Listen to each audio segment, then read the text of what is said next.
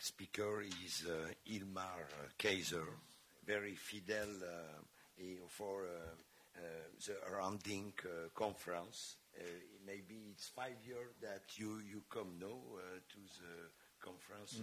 Yes. Ilmar Kaiser is German, but it's no citizen of the world, I think. Yes. And his field doctorate is from European University Institute of Florence, and now he has some publication about Aleppo, about German, testimony and all. Please, you have 20 minutes. Thank you. I will speak about Van directly in the period approximately July 1914 to May 1915. And in order to place my presentation in a larger context, there are three aspects. The first one is models about the Armenian genocide. You will recall that maybe 20 years ago, there was a very monolithic model predominant where the Armenian genocide was represented similar to old Holocaust models as a perfect stage structure enacting the crime. This has recently been challenged, and it appears that the Ottoman stage structure and also the party was much more fractured than we assumed. Examples, we could mention the opposition by governors in Aleppo and Ankara province to the genocide, but also that some governors, like the governors of Diyarbakir and Trebizond, Cemal Azmi in Trebizond, were much more radical than the central government. So where does Van fit into this spectrum? Secondly, the question of the decision for genocide. When was that decision taken? The old model, which I think is outdated, assumed a blueprint, while now more recently we have some kind of agreement that there was a process of decision-making in place. That means that the Ottoman government, over a period of time, came to a series of decisions and always ran the red traffic light or took the wrong turn, which I think is much more convincing in terms of intent, because it was sustained intent to destroy. So when was the decision taken? Was it Zeytun? I don't think so. Was it the April 24 in Constantinople? I don't think so. Because these two deportations fall under the category of siyasi sürgün, political banishment, settlement in detention. Now the question is, was Van April 20th important? Is it the right date? And I hope I can give an answer to this. Thirdly, the third aspect for the wider discussion is the Teşkilat-ı Mahsusa, the special organization. What was its structure? What was its who is who? Who were the members of Teşkilat-ı Mahsusa? How do we define them? In Van was the headquarters of the Iranian branch under Ömer Naci. But was it just the Teşkilat-ı Mahsusa? No. Already in 1913, the Kaymakam of Gevash was nobody else than Ahmed Esad. We know him as Esad Uras, who was the Ministry of Interior's Armenian expert and chief of intelligence. In 1914, somebody else appeared there, and I will use very shortly his biography to show you that a biographical approach can be very fruitful. The man I will be talking now is Abdülkadir Bey, Aintabla Abdülkadir Bey. Abdülkadir Bey graduated in 1903 from the War College as a general staff officer, together with İsmet İnönü. That means he was one of the top of the class. He joined the COP and became the party's top assassin. He, for instance, shot the Mufti of Manastır, Bitola. In 1911, he was part of the group of officers who went to Libya to fight against the Italian invasion. In 1913,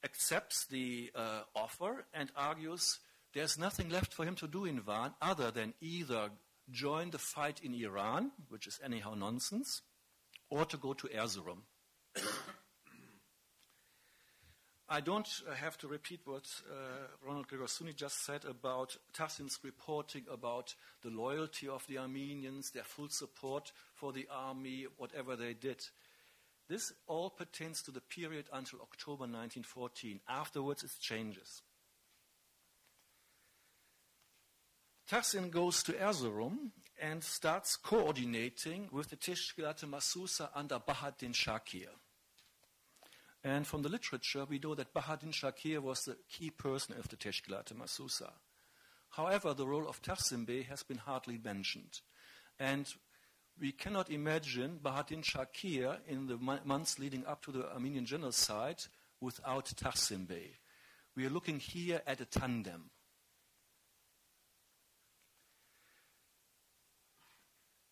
On November 26, and now we come to a key date, Talat advises Tahsin Bey that Bahaddin Shakir will return from the Ottoman Third Army's headquarters to Erzurum for important consultations on a decision of the COP's, Committee of Union and Progress's Central Committee. On November 30th, 4 days later, Tahsin confirms that the decisions of the Central Committee have been received, were discussed and sent to from Erzurum to the governors of Bitlis and Van. All telegrams were destroyed, top secret. What were the decisions? Armenian gendarmes had to be disarmed. The Bitlis-Van line, that is basically the telegraph and the road, has to be put under strict surveillance by militia. Militia is a different form of military organization, but in the context of this area, there's hardly any distinction between Kurdish voluntary cavalry, militia, or Teşkilat-ı Masusa. This is the area where later the massacre starts. Thirdly, suspect Armenians will be neutralized. This has to be understood in a very wide sense. So before the first outrages start, there is a decision by the COP, Central Committee in Constantinople, which was communicated through the army to Bahaddin Shakir, and then discussed by the Teşkilat-ı Masusa and the head of the local COP and Tahsin Bey in Erzurum. And from there, the command chain went to Van and Bitlis.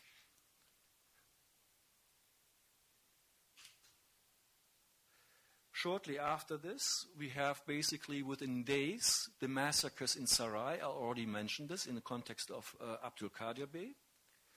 And Cevdet shortly returns from the front line to Van and tells the ARF leadership that if there is any kind of problem in Van, the Armenian population of the whole empire will be sorry for it.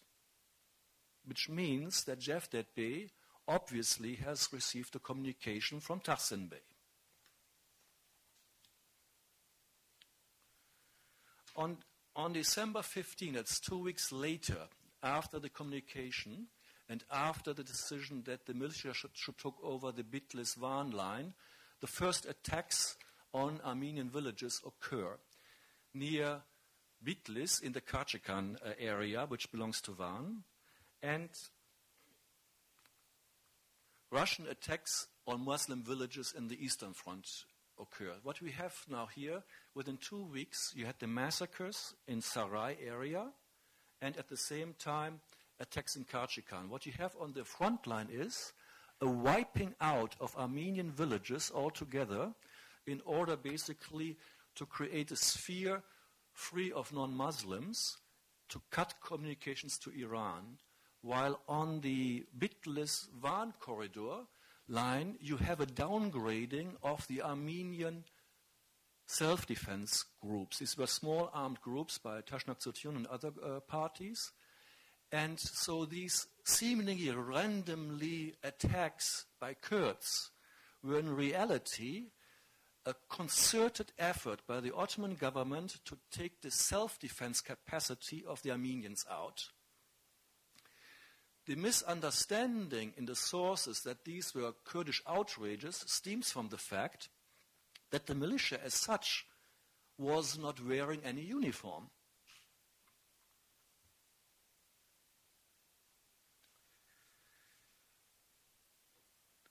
Tahsin argues on the 20th that the decision is opportune and the government take advantage of it to its full extent and asked Talat for an okay to accelerate the process. On 2 days later, on December 22, he declares Odabashian, the Armenian bishop of Bursa, who was going to be sent to the eastern provinces, as a traitor. Odabashian is shortly afterwards assassinated in Sivas by Teşkilat-ı Masusa members. On January the 6th, Jevdet again returns to the Armenian issue, and this is very important. On January 6th, he warns that the Armenians are preparing a total massacre of Muslims throughout the Ottoman Empire. And in response, he reiterated his threats against the Armenian leadership. On February 23rd, Tahsin Bey reports that the Armenians are only waiting for the snow to be melting in order to start a full-fledged attack. So what you see here is, well, on the one hand, they're attacking Armenian communities who did not provoke. They see themselves, at least rhetorically, under attack. It's a kind of split reality for these people. On March 3rd, Tahsin Bey reports that the Armenians have decided to commit a general massacre.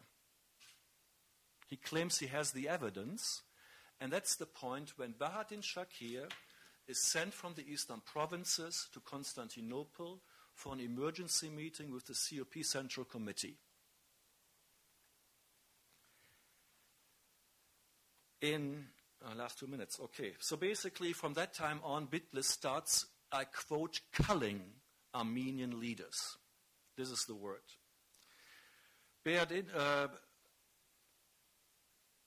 Tahsin argues that the Armenian problem has to be solved, finally. And on April 16, the arrest of an Aref leader in Shatak leads to a self-defense in Shatak. That's before Erzurum, before Van. And Jevdet Bey warns that a general Armenian uprising is underway, planning with the planned massacres of the Muslims. And on April 19th, Tahsin Bey asked for an order for to be given to Bahattin Shakir, an authorization to send Hilmi Bey to Van. That's another Teşkilat-ı Masusa leader. And now comes, quote, the time has come to truly solve the problem. It's basically he asked for permission to push the red button. And I have to cut this short. So basically what is important is the following. In order to understand what happens in Van, one has to look to Erzurum. The sharp distinction between Teşkilat-ı Masusa and the Ottoman civil administration is obviously impossible. The seemingly random violence against Armenian villages were in fact a covert operation against the Armenian communities in preparation for much larger activities. However, I do not think that this was already the plan for genocide as such. This was planned for massacre and mass murder. The decision for genocide, in my view, came with the defeat of the Ottomans at Van, and at that point, Taksim Bey calls in a telegram to Talat for revenge.